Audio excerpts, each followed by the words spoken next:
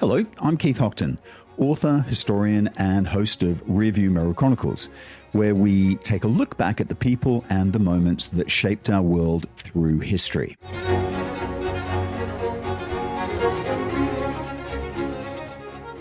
So, we begin this story with a locked door.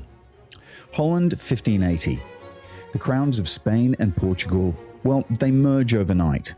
The spice routes Dutch merchants have relied on for a generation, well, they simply close. A republic with no king, no empire, and no obvious plan stares at a wall. The Dutch, being the Dutch, decided to go through said wall, and what they built was extraordinary. The VOC, the tradable share, the world's first stock exchange, a commercial network wrapped around the globe. In mere decades, a small North Sea republic became the dominant commercial power on Earth. There was, of course, a cost. 15,000 people lived on the Banda Islands when Jan Pieterszoon Koen arrived. He came to secure the nutmeg monopoly. Fewer than 1,000 remained by the time he left. The nutmeg groves kept growing, the shareholders kept getting paid. In Amsterdam, these were considered the most relevant facts. People, as always, are collateral damage. By 1667, the VOC stood at the summit of everything it had built. The English had been expelled from the Spice Islands, the Portuguese were reduced to bit players. The monopolies on nutmeg and cloves were absolutely complete. Amsterdam was growing rich. Shareholders had every reason to be happy. What happened next is one of the greatest reversals in commercial history. It took a little bit of time. The most consequential collapses, well, they always do. But between 1667 and 1799, 132 years, the mightiest trading company in the world that the world had ever seen corroded from within. Debts accumulated, so vast in the end that the Dutch state had to absorb them. But in 1667, none of that was yet visible. What was visible was a glorious empire. And I also have to say that the war to maintain it wasn't over. The Banda massacres of 1621, the expulsion of the English from Amboina in 1623, these weren't endings. They were episodes in a conflict running the better part of half a century. The VOC fought continuously. It fought against local resistance, against the Portuguese, against really anyone who was prepared to test that monopoly. That fighting requires soldiers constantly and at considerable expense. The Dutch solution is one of the more striking features, I think, of this particular story. So Japan had just emerged from a prolonged civil war. The fighting had finally stopped, but the samurai who had done the fighting hadn't disappeared. They simply became unemployed. And the Dutch noticed this. Japan occupied a very peculiar position in the VOC's network. The shogunate had closed the country to all foreign contact. Well, almost all. One small exception remained. Dejima was a tiny artificial island in Nagasaki harbor. There, a handful of Dutch merchants were permitted to operate. No other Europeans were allowed. No missionaries were allowed. No diplomats. Just the VOC in a compound the size of a city block. For nearly 2 centuries, they were the only Europeans on Japanese soil, and it was a strategic asset of the First Order. From that particular foothold, the Dutch solved a problem that Koen had created. The Banda Islands had been cleared. The groves still stood, the forts still needed garrisons, the seas still needed patrolling. Dutch volunteers were never sufficient for that kind of work. Ronin, or unemployed samurai, masterless samurai, were exactly what the VOC required. They were recruited, shipped south, and put to work. Their domestic market had simply run dry. They were the ones who had featured in the massacre of the Banda headmen. They would also feature in the massacre at Amboina, military contractors, if you like, in the most literal sense. They were lethal, they were professional, they were available, and they didn't mind massacring en masse. That arrangement actually tells you something really important. The VOC wasn't simply a European enterprise on Asian soil. By the mid 17th century, it had become something far stranger. European goods had limited appeal for most peoples that the Dutch actually traded with. The basic premise kept breaking down, and most cultures simply had no use for what Europe had to sell. So the Dutch had to adapt. If Asians didn't want European goods, sell them Asian goods instead. Japanese copper for Indian textiles for Indonesian spices, Indonesian spices for Chinese ceramics. The VOC reinvented itself as the dominant broker of inter-Asian trade, taking its margin at every stage, funding its European operation from profits that never came near Amsterdam at all. It was a remarkable adaptation, and for a time it worked extraordinarily well. And I have to say, Japan was only the beginning. The Dutch were also in Taiwan, trading with China along routes that both sides found indispensable. They were also in Thailand.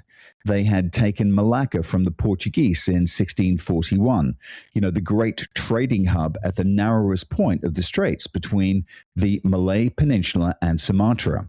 Every single ship moving between the Indian Ocean and the South China Sea passed through those waters where the Dutch could make their presence felt. Cross the Indian Ocean westward, and the picture kept expanding. Sri Lanka gave them cinnamon, the one major spice that had eluded them in the Banda Islands. Along the Malabar and Coromandel coasts of India, they bought the textiles that the Asian markets wanted.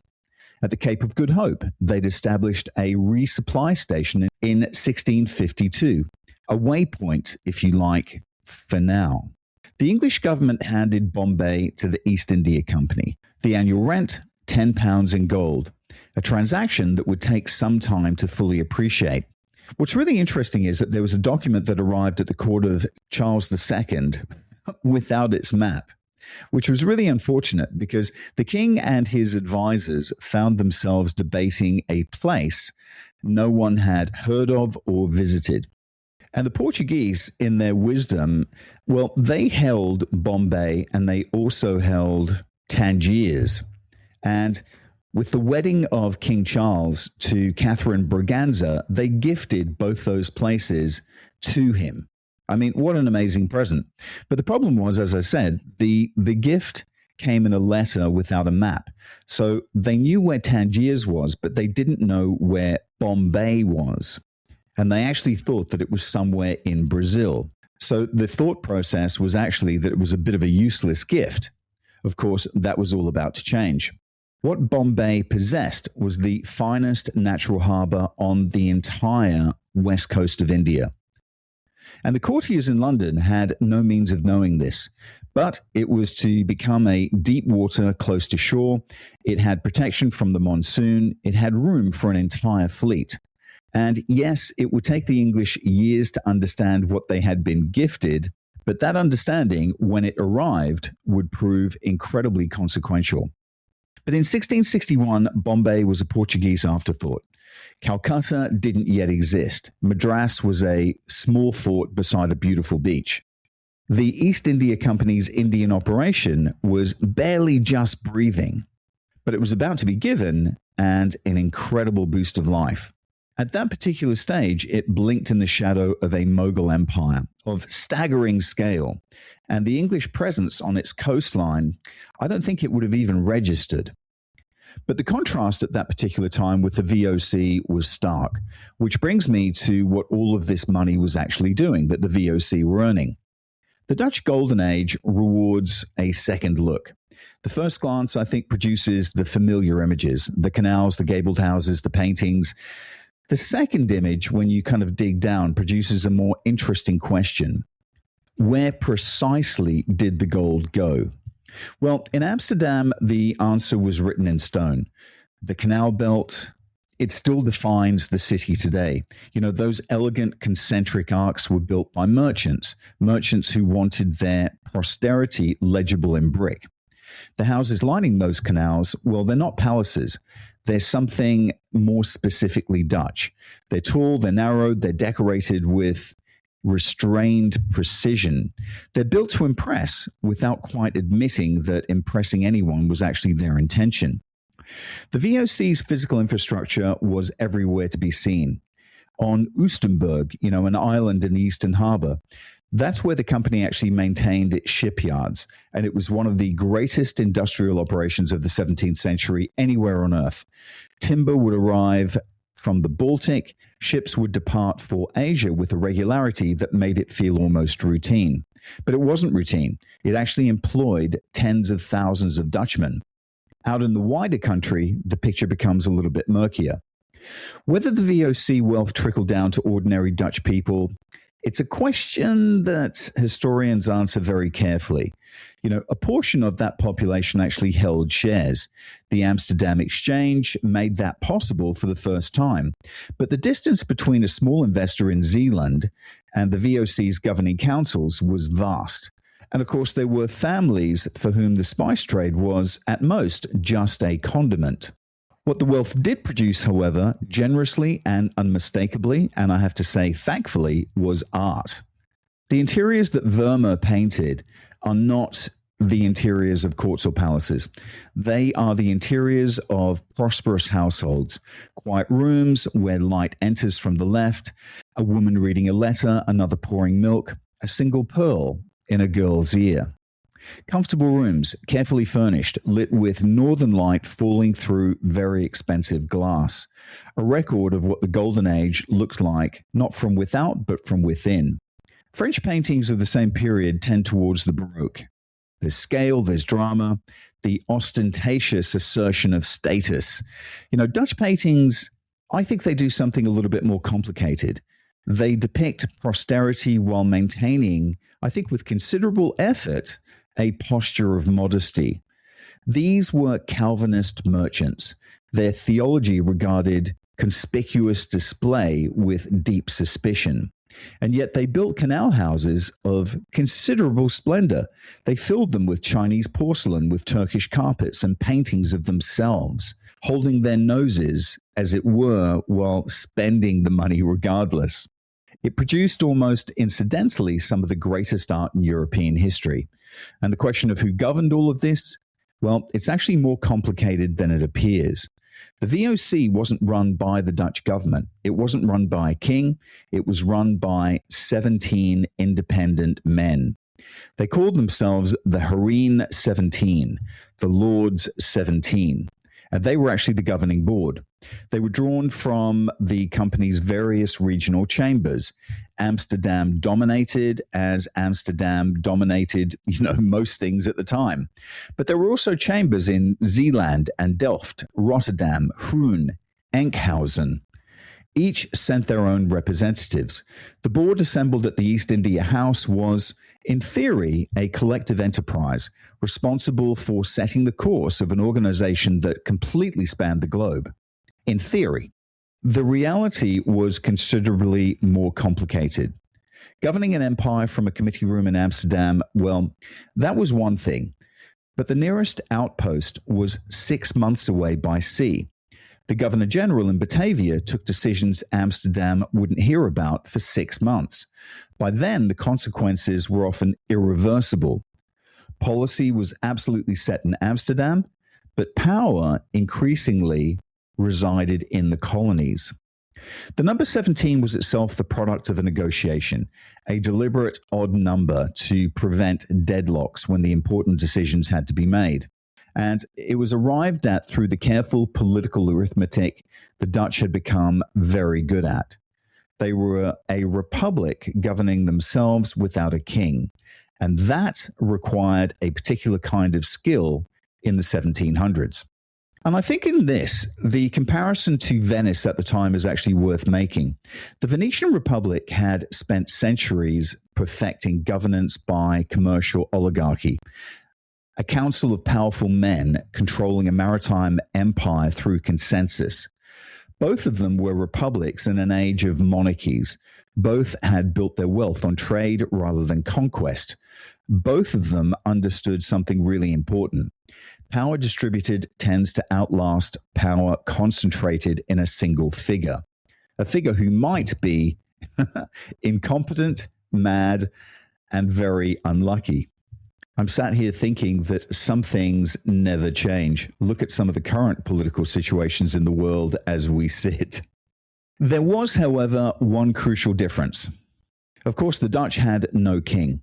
In European courts, this was merely constitutional curiosity. But in Asia, it was a diplomatic liability of the first order. Every sultan, maharaja, and emperor operated within a world of hierarchy. Hereditary authority was the only authority that really counted. The absence of a monarch wasn't simply a minor inconvenience, it was actually a real structural problem. The English understood this perfectly, so did the Portuguese. They made certain that no Asian ruler was left unaware that the Dutch had no king. The men arriving in Dutch ships represented no crown. They answered to no royal house. They couldn't offer more than the approval of 17 voting merchants. So what did the Dutch do? Well, ingeniously, their response was marketing. And this isn't too strong a word to use. In the absence of a king, the VOC had to manufacture legitimacy. Maps, pamphlets, official correspondence, formal embassies, all of it was designed to project reliability, prosperity, and permanence. They were, in effect, branding an organization before the concept of branding existed. Whether the message always reached its intended audience, well, that's another question. Batavia was raised on the ruins of a Javanese city called Jayakarta. The VOC had taken it by force in 1619. It was Koen's vision of what a Dutch colonial capital should be.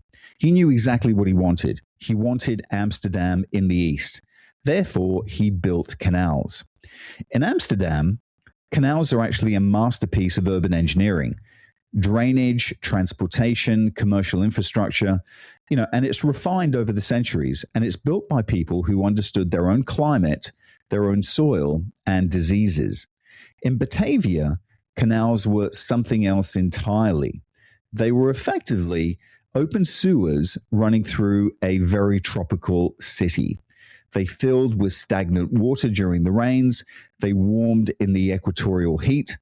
And of course, in that warmth, every pathogen the region possessed multiplies with extraordinary enthusiasm. The life expectancy of a European arriving in Batavia was spectacularly short. Men who arrived in reasonable health, well, you could actually measure survival in weeks, not years. The VOC then decided to build a hospital. And by all accounts, it was less a place of healing than something else entirely. It concentrated the sick in conditions that actually accelerated their decline. To be fair to the Lord's 17, and fairness I think is at least worth attempting, hospitals in Amsterdam and London offered little better. The germ theory of disease lay 2 centuries in the future. And the Dutch weren't uniquely ignorant. They were building a European city in a tropical environment, using European assumptions and discovering what those assumptions cost. The English company actually buried, and this is actually a really important number, some 250,000 of its own men in tropical soil. So the suffering wasn't a Dutch monopoly. It was a condition of doing the enterprise, doing business, if you like, in the East. There was, however, one VOC investment that outdid the hospital for sheer uselessness: the Malay Bible. The VOC operated in the Muslim world. This wasn't ideal, certainly not from a missionary perspective. So the solution was a Bible translated into Malay.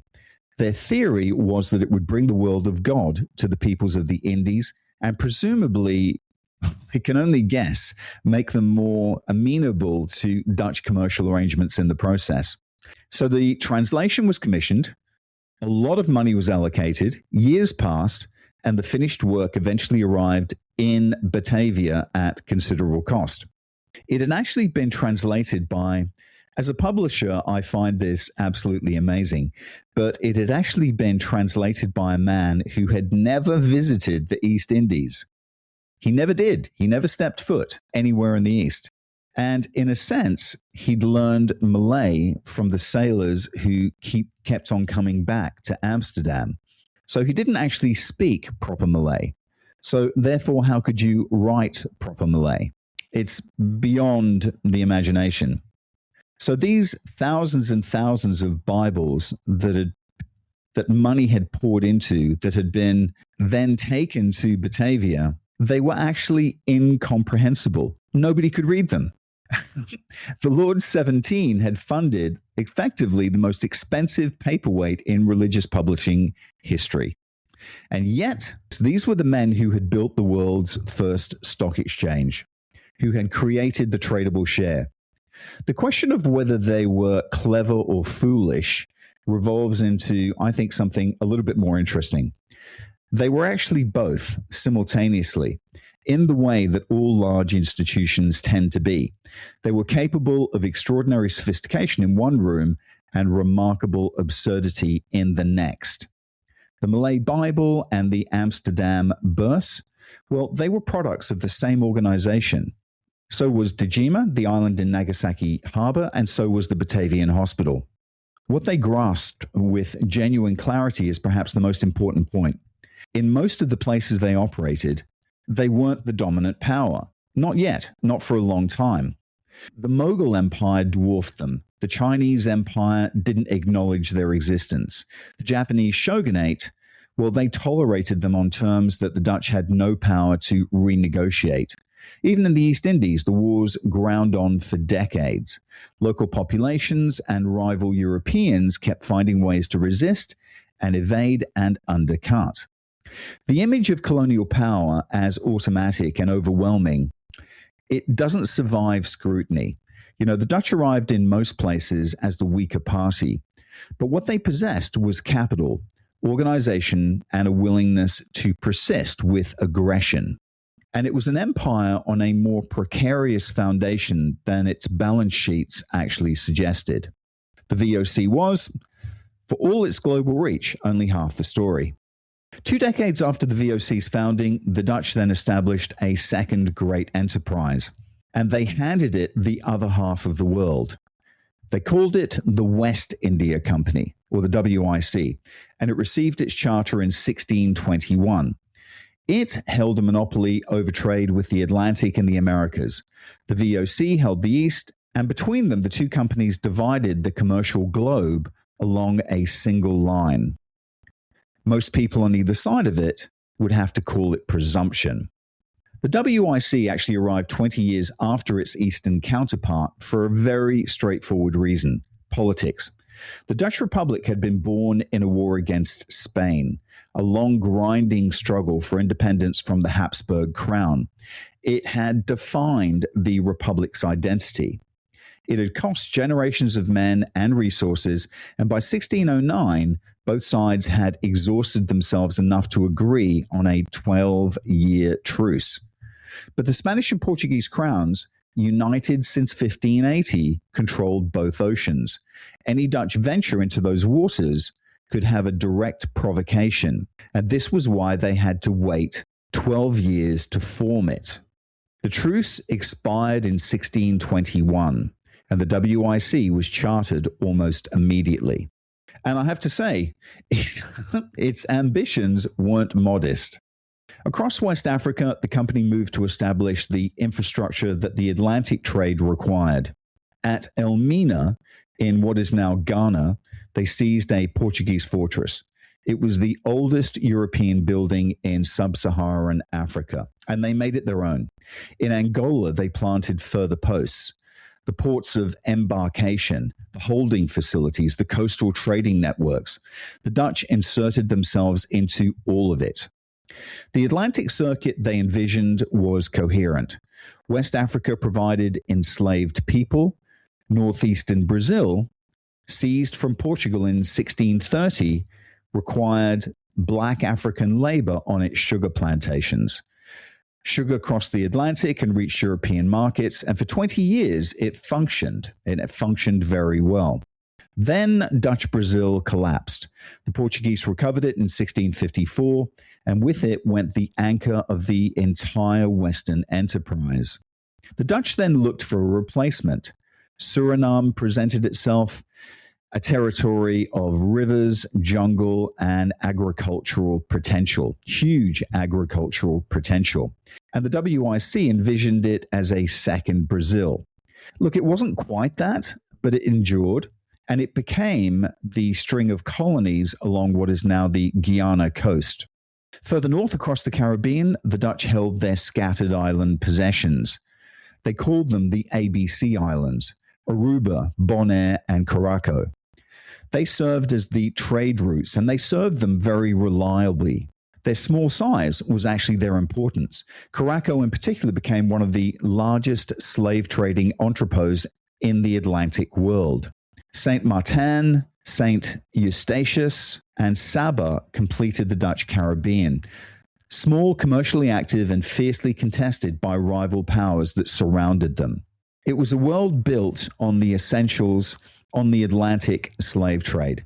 The WIC didn't invent that trade, but it professionalized it, it scaled it, and it built it into a system of considerable sophistication.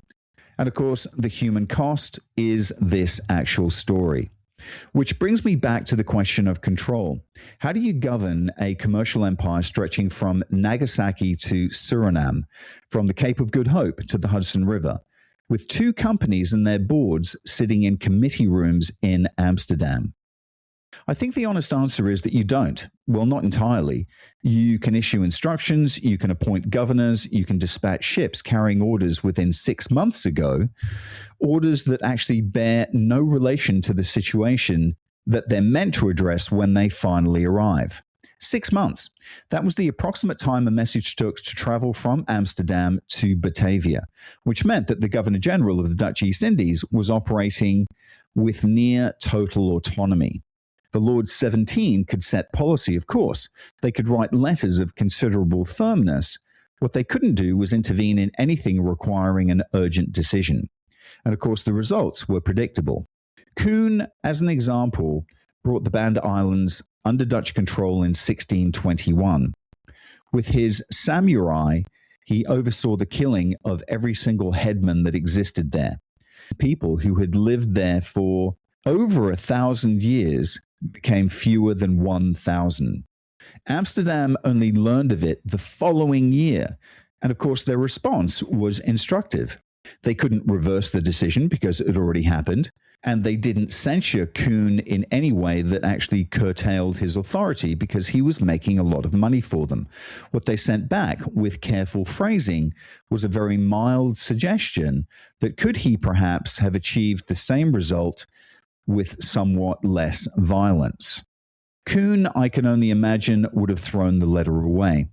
The distance between Amsterdam and Batavia wasn't merely geographical. It was a distance that actually stated principles and actual methods. And in that gap, 6 months of ocean, enormous amounts took place. Officials across the network were men of considerable authority. Thousands of miles from Amsterdam, they answered only to Batavia. These men, and Koen was absolutely psychopathic, ruled and answered to no one. And of course, the word for what this ended up producing is corruption on a massive scale. If you build a global monopoly and you staff it with men who will never be adequately supervised, and you pay them salaries that actually bear no relationship to the wealth that they handle on a weekly, monthly basis, and you then separate them from accountability by an ocean in each direction, the outcome, it's pretty easy to predict. And let's just take a quick break, and we'll be back in a second with part 2. Autonomous is your one-stop shop for your Malaysia My Second Home visa. But they are much, much more than that. When you sign up with Autonomous, you become part of a larger community. A community that actually cares about you and your family in Malaysia. And that's important when you move to a new home. For more information, go talk to TG or WhatsApp him on +60 12 49 37 270 or visit their website penangmyhome.com. And we're back. And of course, the men who recognized this opportunity, well, they took it, systematically, and they took it for generations. By the time the Lord 17 understood, well, that rot was actually structural. It couldn't be addressed without dismantling the system that had produced it, and the system was the entire point. All of it rested in the end on a small aromatic kernel. The empire, the monopoly, the governance, the corruption, all of it rested on spices. In the late 1760s, a Frenchman named Pierre Poivre made his move. He did something the VOC had spent a century trying to prevent. He stole some plants. Poivre was actually operating out of Mauritius, the island in the Indian Ocean that had passed from the Dutch to French hands. He acquired nutmeg seedlings from the Banda Islands and transplanted them into French-controlled soil. The trees took. A few plants, a few pots of volcanic earth, a man who understood botany well enough to see the truth. Geography was the only real lock that the Dutch had actually placed on their greatest asset. And geography, with sufficient patience and a ship, could be circumvented. Poivre's seedlings were the beginning of a broader unraveling. Over the following decades, spice plants transferred into new territories. The Dutch grip on one crop after another began to loosen. Nutmeg actually found its way into the Caribbean. On Grenada, its volcanic soil, it proved entirely adequate for these trees, and they flourished. Grenada's flag actually still carries a nutmeg, a direct descendant of that particular theft.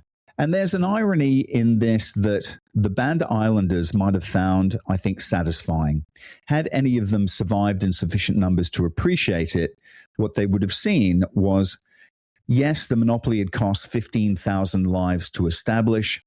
They tried to defend it through massacre and siege, and it ended not by war or diplomacy, but by a Frenchman with a trowel and a ship. And by the time of the monopoly broke, it barely mattered. The spices that had once driven men to cross oceans were losing their power. The extraordinary markups of the early 17th century had declined towards something approaching reason.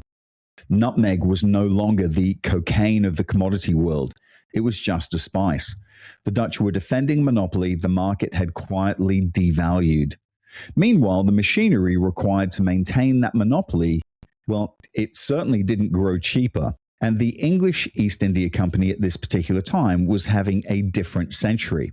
The English stood expelled from the Spice Islands, and they were confined to Indian coastal factories the Mughal Empire permitted to exist on Mughal terms. They were small, they were underfunded, they were operating by sufferance.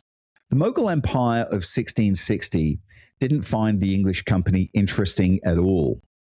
The Mughals controlled the Indian subcontinent, including Bangladesh, most of what is now Pakistan, much of what is Afghanistan, and of course, a little bit of Persia.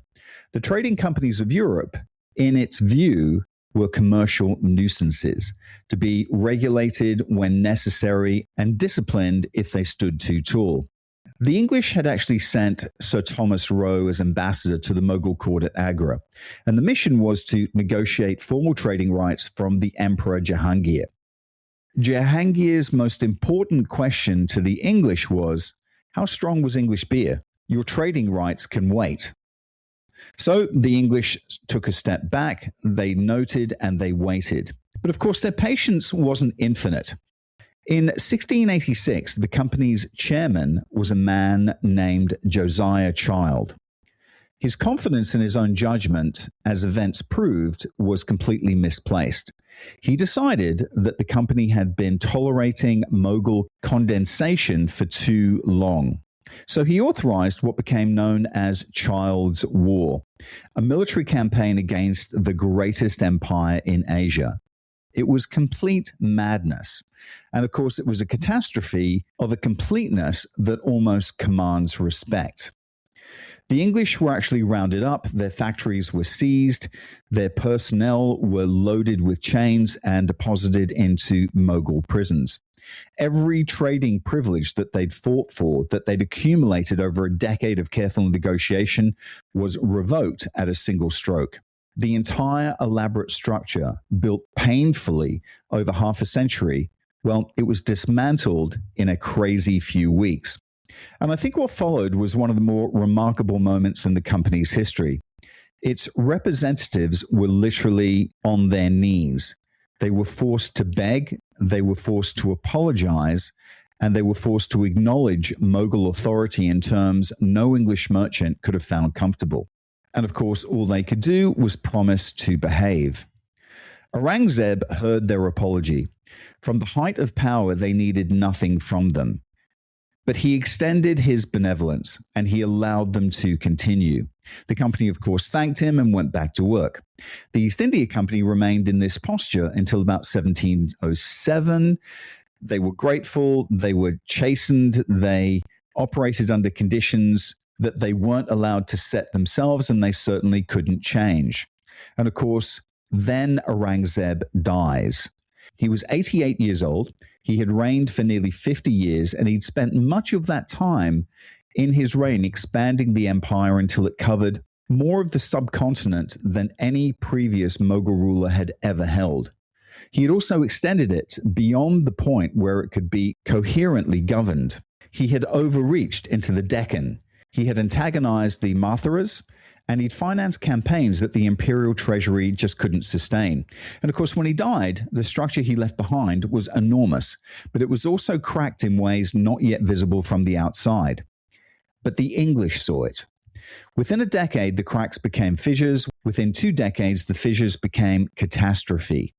The Mughal Empire, which had seemed as permanent as geography, came apart at the seams incredibly fast. Fast enough, I think, to shock everyone, including the people who had been waiting quietly precisely for this moment. The East India Company stood back and watched the pieces fall, and began very carefully to pick some of them up. In 1739, a conqueror arrived from Persia. He made the problems of the European trading companies look very small indeed. Nadir Shah crossed into India with an army the Mughals couldn't stop. He reached Delhi, he sacked Delhi, and when he left, he took the peacock throne with him, the jeweled seat of Mughal imperial authority. He also took the Kohinoor diamond and enough additional treasure to leave the imperial treasury functioning empty. So effectively what you have then is an empire that can't pay its civil servants and it can't govern. And an empire that can't pay its army can't defend itself. So what remained of Mughal authority after 1739 was a title, a court, and territories.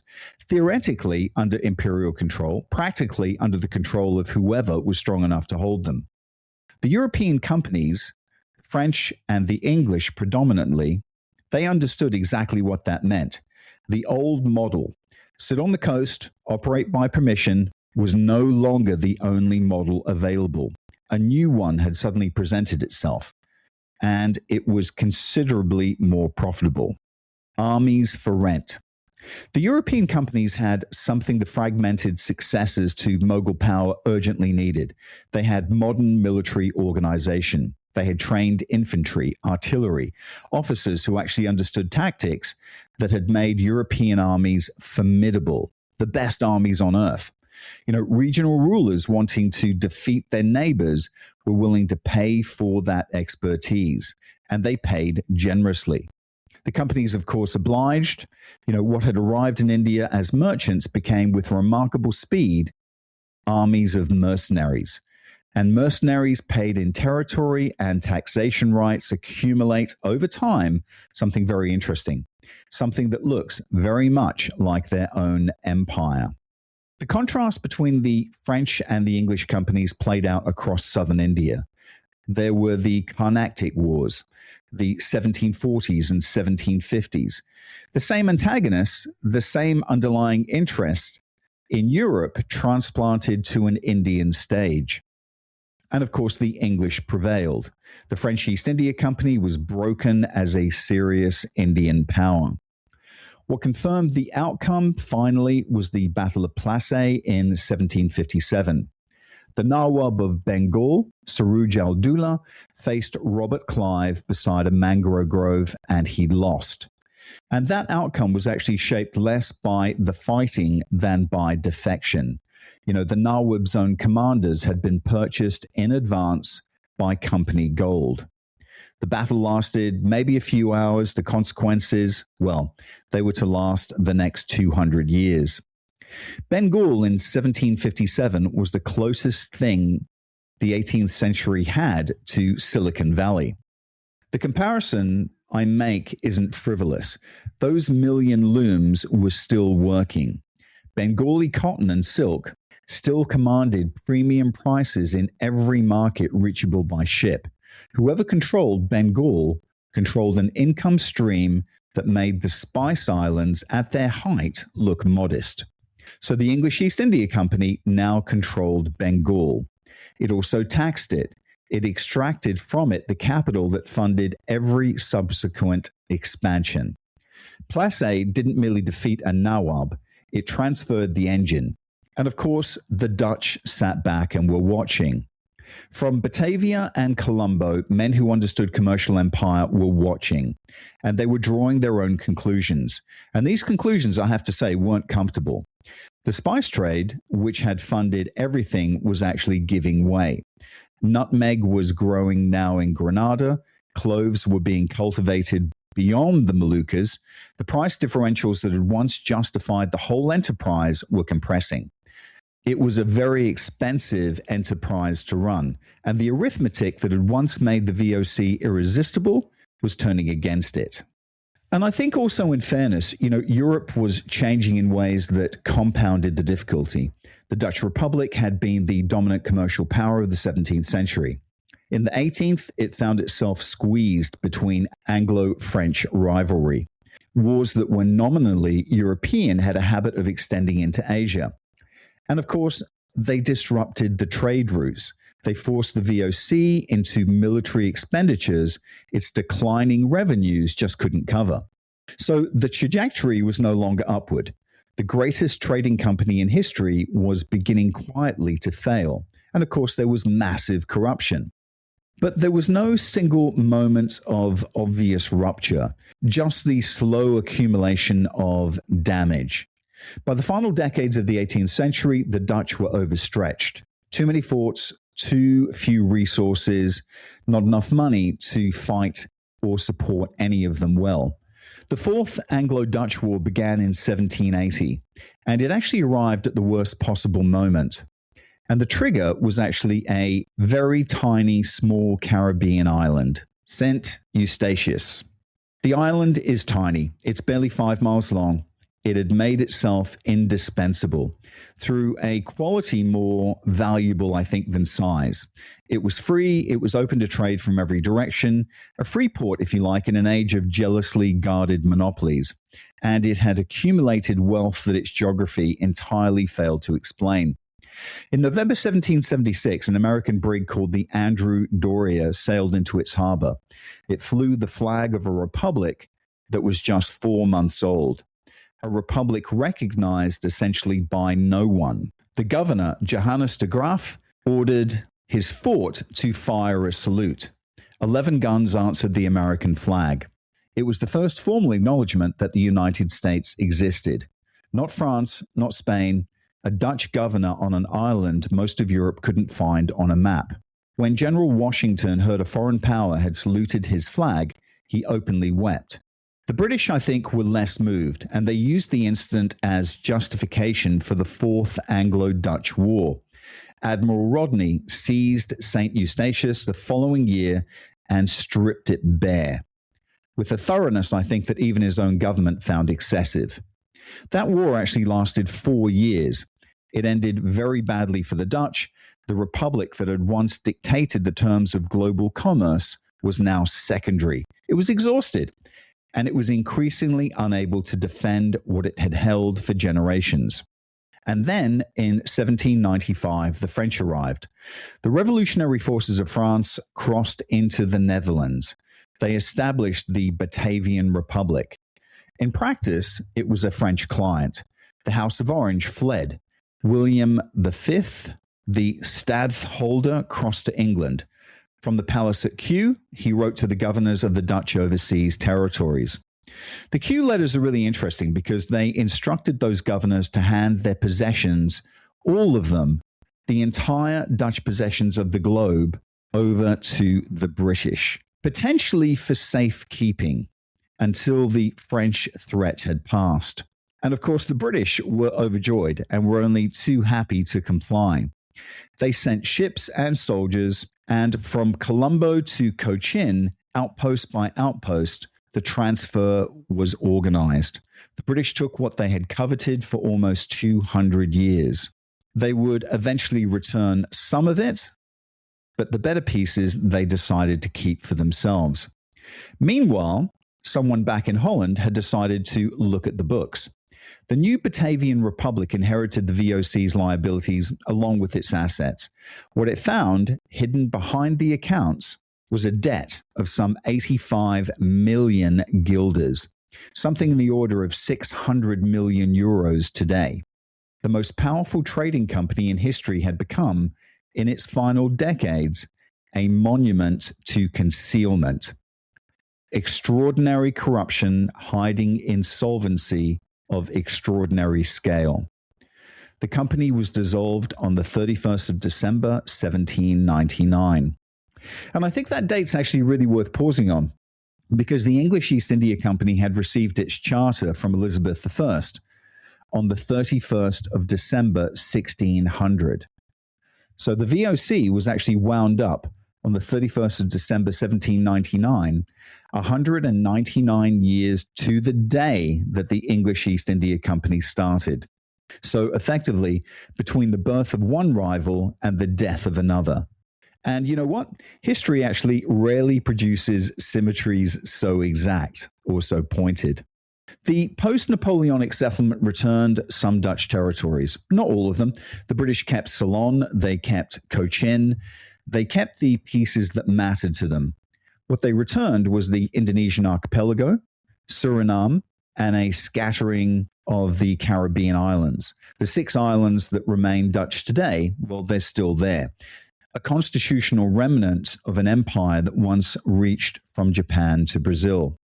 Suriname actually achieved independence in 1975. Indonesia had done so 30 years earlier, in circumstances I think the Dutch found very difficult, and that Indonesians also found very long overdue. So the VOC was gone, and what replaced it was something it couldn't have anticipated, something the Dutch East India Company had in certain ways helped to invent. The English East India Company had transformed itself through the Battle of Plassey, and what followed into something that fit no existing category. It wasn't a company in any normal sense. It wasn't a state. It was a company state, a hybrid that governed territories, raised armies, collected taxes, and dispensed their own colonial justice, all the while pursuing profit, without any obvious mechanism for separating those functions. And its armies actually reached to Bengal, Bombay, and Madras, to Canton, to Penang, to Singapore and beyond, carrying opium in one direction and tea in another, extracting wealth from captured populations for shareholders at a very comfortable remove. The Boston Tea Party was, among other things, a protest against a company monopoly. You know, the opium flowing from Bengal into China was a company operation. The revenues that funded British imperial expansion ran in significant proportion through company accounts. It was actually a Dutch model taken to its logical conclusion. Shorn of the spice monopoly, freed from the constraints of a declining republic, pointed at a subcontinent whose fragmentation had left it briefly unable to resist. Interestingly, the word tycoon enters the English language in the 1850s, and it came via Japanese from a title taikun, great lord. And that was a title that the Tokugawa shogunate had used for centuries in foreign dealings. It had traveled west along the same routes that the Dutch had pioneered. It arrived in English just as the English East India Company reached its apex. So a Dutch word by way of Japan, describing the men who had inherited a model the Dutch had actually built. Dutch courage, interestingly, or going Dutch, phrases coined in England during the Anglo-Dutch Wars as terms of contempt. The suggestion that Dutch bravery required alcohol, that Dutch generosity meant splitting the bill. Propaganda dressed as idiom, surviving long after the conflict that had generated it. We still use those phrases today. I think what this story ultimately describes isn't the end about spices. It's about what happens when commercial power operates without constraint, when the distance between decision makers and those who bear the consequences grows too large, when accountability, if you like, ceases to function, when the gap between the balance sheet and the truth grows too wide. The VOC built the world's first stock exchange. It invented the tradable share. It pioneered the financial instruments that underpin modern capitalism. It actually dispatched 5,000 voyages and moved more cargo than all its rivals combined. It also committed a genocide on the Banda Islands. It tortured Englishmen to death on Amboyna. It conceded 85 million guilders of debt until reckoning couldn't be avoided. All these things are true. They were produced by the same organization operating under the same incentive structure over the same 200 years. I think what's interesting now, as we sit here, is that with each passing year, the largest companies on earth grow larger. Their revenues exceed the GDP of entire nations. The distance between those who hold power and those subject to it grows. The mechanisms of accountability strain under what is being asked of them. The history of the Dutch East India Company becomes less like the past, doesn't it? It becomes more like a mirror. And I don't think it's a comfortable one to look into, but as mirrors go, it's unusually clear. This episode of Rearview Mirror Chronicles is brought to you by Entrepot Publishing, the home of independent storytelling. We publish books that celebrate history, art, and the extraordinary people who make life fascinating. You can find our titles and maybe your next great read at entrepotpublishing.com. Thanks for listening in, folks. Bye for now.